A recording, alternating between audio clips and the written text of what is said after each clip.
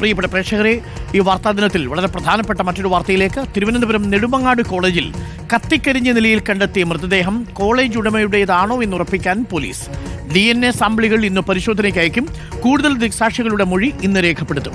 സാമ്പത്തിക ഇടപാടുകളെക്കുറിച്ചും പരിശോധിക്കും. പൂർണ്ണമായി കത്തിക്കരിഞ്ഞ നിലയിലായിരുന്നു PA അസീസ് കോളേജിൽ മൃതദേഹം കണ്ടെത്തിയത്. ആഷൻ ഡിയാഗോ ചേരുന്നു കൂടുതൽ വിവരങ്ങളുമായി. ആഷൻ ഡിയാഗോ, DNA പരിശോധന കണ്ടാൽ മാത്രമേ ഇനി തിരിച്ചറിയാൻ കഴിയൂ. നിലവിൽ മൊബൈൽ ഫോൺ അവിടെ ഉണ്ടായിരുന്നു, കാർ അവിടെ ഉണ്ടായിരുന്നു, ചെരുപ്പ് അവിടെ ഉണ്ടായിരുന്നു, മറ്റു തെളിവുകളെല്ലാം, സാഹചര്യ തെളിവുകളെല്ലാം അത് ഈ ഉടമയുടേതാണ് എന്നുള്ളത് ഏറെക്കുറെ സ്ഥിരീകരിച്ചിട്ടുണ്ട്. പക്ഷേ അന്തിമ തീരുമാനത്തിലേക്ക് എത്തണമെങ്കിൽ DNA പരിശോധന വേണമെന്ന നിലപാടിലാണോ പോലീസ്?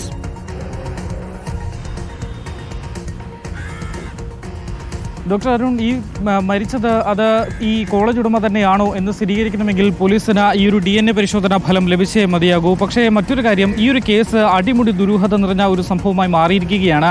കാരണം പോലീസ് പറയുന്നതനുസരിച്ച് നിലവിലിപ്പോൾ ആത്മഹത്യ ചെയ്യേണ്ട സാഹചര്യം അല്ലെങ്കിൽ അത്രയും കടബാധ്യത ഈ കോളേജ് ഉടമയായ അബ്ദുൾ താഹയ്ക്ക് ഉണ്ടായിരുന്നില്ല എന്നാണ് പോലീസ് നമ്മളോട് പറയുന്നത്. മാത്രമല്ല, അദ്ദേഹം സുഹൃത്തുക്കളോട് സഹായം അഭ്യർത്ഥിച്ചിരുന്നു. ഈ സുഹൃത്തുക്കൾ അദ്ദേഹത്തിന് സഹായിക്കാം എന്ന് ഉറപ്പും നൽകിയിരുന്നു. അത് ഈ സുഹൃത്തുക്കൾക്ക് എഴുതിയ കത്തിൻ്റെ പകർപ്പുകൾ ഈ ഫോണിൻ്റെ ഗ്യാലറിയിൽ നിന്ന് പോലീസിന് ലഭിച്ചിട്ടുമുണ്ട്. അങ്ങനെയെങ്കിൽ ഈ ആത്മഹത്യക്ക് പിന്നിൽ മറ്റെന്തെങ്കിലും കാരണമുണ്ടോ എന്നുള്ളതാണ് പോലീസ് സംശയിക്കുന്നതും. മാത്രമല്ല, ഈ കഴിഞ്ഞ ദിവസങ്ങളിൽ ഈ ഫോണ് വിശദമായി തന്നെ, ഈ സംഭവ സ്ഥലത്ത് നിന്ന് ലഭിച്ച ഫോണ് പോലീസ് വിശദമായി തന്നെ പരിശോധിച്ചിരുന്നു. അതിൽ ഈ നേരത്തെ ഉണ്ടായിരുന്ന സംശയം ഈ ആത്മഹത്യ ചിത്രീകരിക്കാൻ ശ്രമം നടന്നിരുന്നു എന്നുള്ളതായിരുന്നു.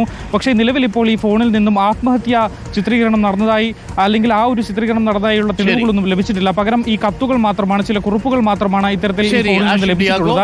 കോളേജിൽ മൃതദേഹം കണ്ടെത്തിയതിൽ ഇപ്പോൾ DNA പരിശോധന നടത്തി ഉറപ്പിക്കാൻ ശ്രമിക്കുകയാണ് പോലീസ്.